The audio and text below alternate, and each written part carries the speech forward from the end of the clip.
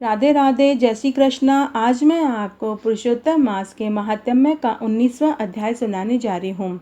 इस महात्म्य में देवदूतों के ज्ञान उपदेश से हृदय को हरि लोक गमन व दैनिक चर्चा का वर्णन आएगा।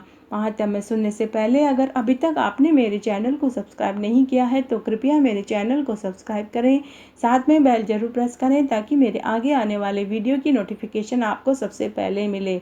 और अगर आपको ये महात्म्य अच्छा लगे तो कमेंट बॉक्स में जय हो पुरुषोत्तम भगवान की जरूर लिखें, इसका आपका पुण्य फल जरूर मिलेगा।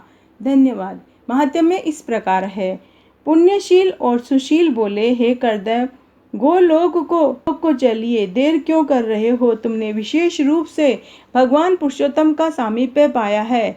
कर्दय बोला, मुझे अभी बहुत से कर्मों के फल भोगने हैं, लेकिन किस प्रायश्चित से गोलोक मिला यह नहीं समझ पाया।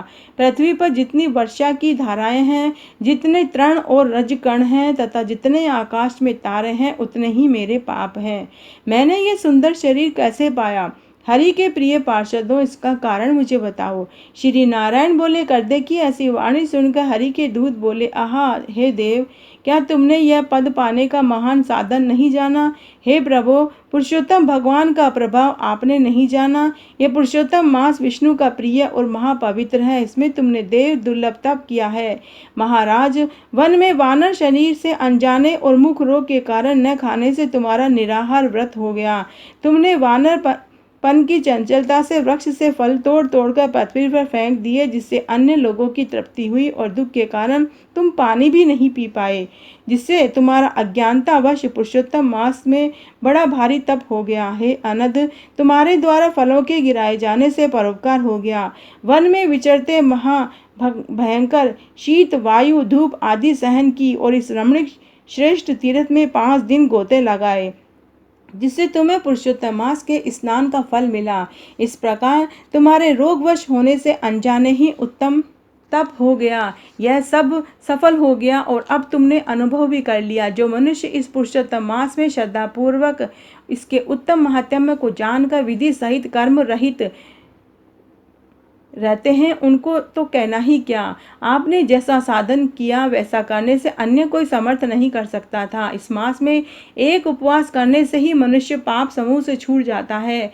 इस मास के समान पुरुषोत्तम की प्रीति देने वाला अन्य कोई मास नहीं है।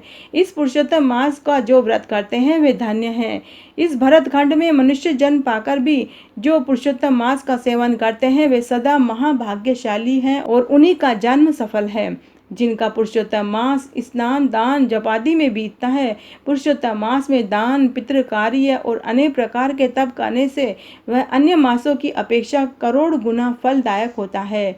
जो मनुष्य पुरुषोत्तम मास में स्नान दान नहीं करता, उस नास्तिक, पापी, मूर्ख, पाखंडी, दुष्ट, अधर्मी तथा आलोचक को धिक्कार है। श्री नारायण बोले, पुण्यशील और सुशील द्वारा कर्दय ब्राह्मण अपने पूर्व वृतांत को सुनकर पुलकित होकर आश्चर्य में पड़ गया। प्रथम तीर्थ के देवताओं और कालिंजन पर्वत को, फिर वन के देवों को, छोटे छोटे पेड़ों तथा सब लताओं और वृक्षों को उसने नमस्कार किया। उसके बाद नम्रता पूर्वक विमान की पदक्षिणा कर मेघ के समान श्याम वर्ण हो सुंदर पीताम्बरधारी वह विमान पर बैठ गया। तब सब देवता स्तुति करने लगे, गंधर्व एवं किन्नर आदि बाजों के साथ गाने लगे। इंद्र आदि देवता बड़े हर्ष से पुष्प वर्षा करके सादर पूजा करने लगे। उसके पश्चात वह आनंद से योगियों को दुर्लभ गोप गोपी और गौओं से सेवित रासमंडल से सुशोभित गोलोक को गया, जिस लोक में न बुढ़ापा आता है, न मृत्यु होती है, न कोई शोक होता है। ऐसे लोक को कर्दय ब्राह्मण पुरुषोत्तम मास के सेवन से वानर शरीर त्याग कर गया, जहाँ 2 भुजाधारी मुरलीधर पुरुषोत्तम के दर्शन करके वह आनंदित हो गया। श्री नारायण बोले, इस आश्चर्यमय दृश्य को देखकर सब देवता चकित हो गए और पुरुषोत्तम की प्रशंसा करते हुए अपने अपने स्थान को चले गए। नारद जी बोले, हे तपोधन, आपने ये प्रातःकाल के कर्म बताए, अब दिन के पिछले भाग में क्या कर्म करने चाहिए वो बताइए।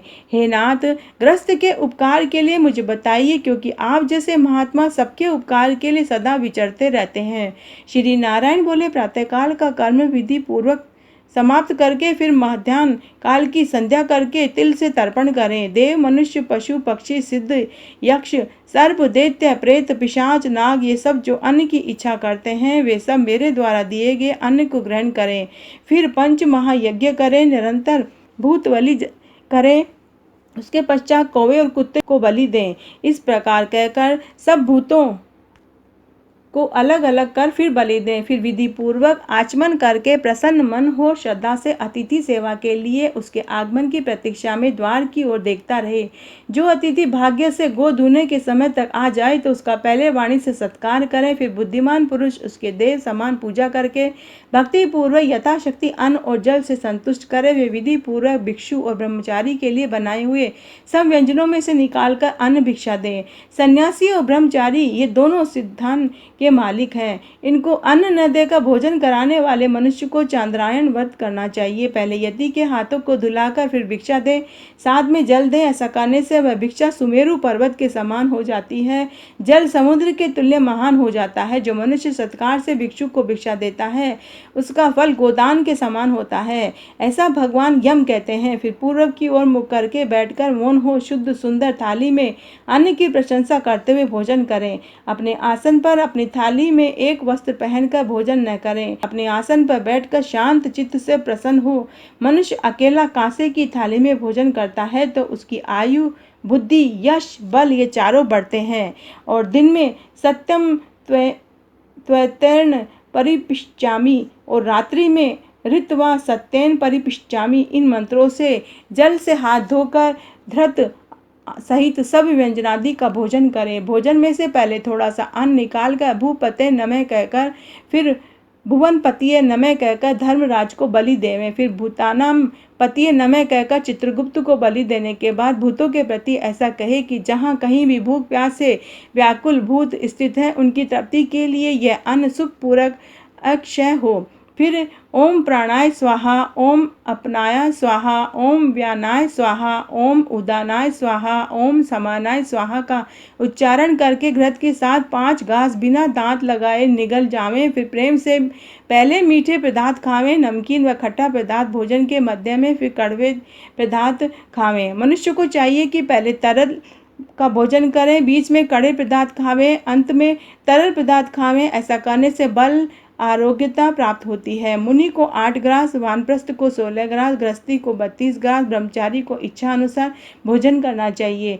ब्राह्मण, क्षत्रिय और वैश्य को शास्त्र के विरुद्ध भोजादि पदार्थ नहीं खाने चाहिए। सूखा वासी आहार अभोज्य कहा है। घी दूध के शेष भाग को छोड़कर सब पदार्थ का भोजन करके बचे हुए घी दूध को अंगुलियों के अग्रभाग में रखकर अंजलि में जल भर लें, उसमें से आधा जल पी लें। अंगुली के अग्रभाग में स्थित शेष को पृथ्वी पर गिराकर ऊपर से अंजलि का शेष आधा जल पंडित जन उसी जगह मंत्र को पढ़कर सिंचन करके, ऐसा न करने से ब्राह्मण पाप का भागी होता है। रौरव नर्क में पीव के गड्ढे में पद्मावृत तक रहने वाले प्राणियों को जिन्हें इसकी आकांक्षा हो उनके लिए ये मेरा दिया हुआ जल अक्षय होकर मिलता रहे। यह कहकर जल से सिंचन करके दांतों को शुद्ध करें, फिर आचमन करके गीले हाथ से पात्र को सरका दें। फिर वहां से उठकर बाहर जाकर मिट्टी और शुद्ध जल से अच्छी तरह मुख और हाथ धोएं। 16 कुल्ला करके शुद्ध हो सुख से आसन पर बैठकर यह मंत्र बोलें, जिसका अर्थ यह है: अगस्त्य, कुंभकर्ण, शनि, बड़वानल, 5वें भीम का आहार के पचने के लिए स्मरण करें। जिसने आतापी वातापी को मारा, समुद्र को सोख लिया, ऐसे अगस्त्य मुनि मेरे ऊपर प्रसन्न हो।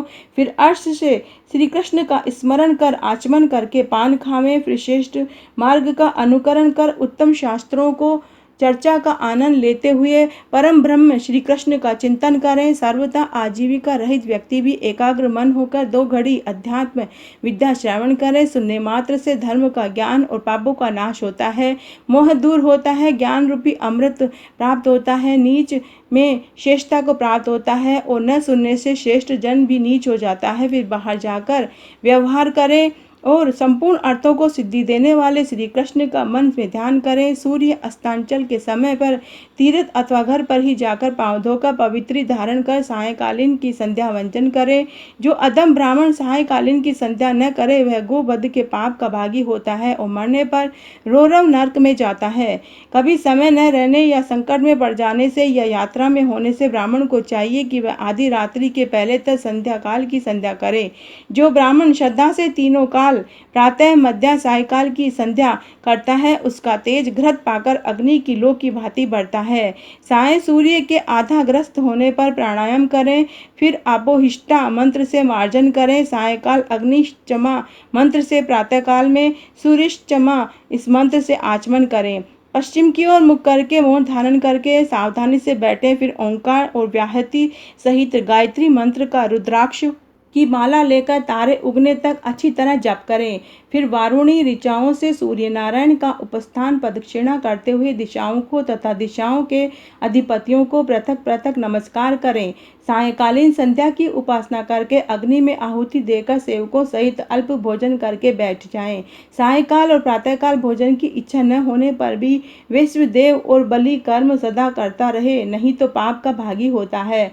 फिर भोजन करने के बाद गृहस्थी पुरुष सायंकाल हाथ पैर धोकर तकिया आदि सहित कोमल शैया पर जाकर अपने घर में पूर्व की ओर सिर करके सोवें, ससुराल में दक्षिण की ओर सिर करके सोवें, परदेश में पश्चिम की ओर सिर करके सोवें, फिर उत्तर की ओर सिर करके कभी न सोवें।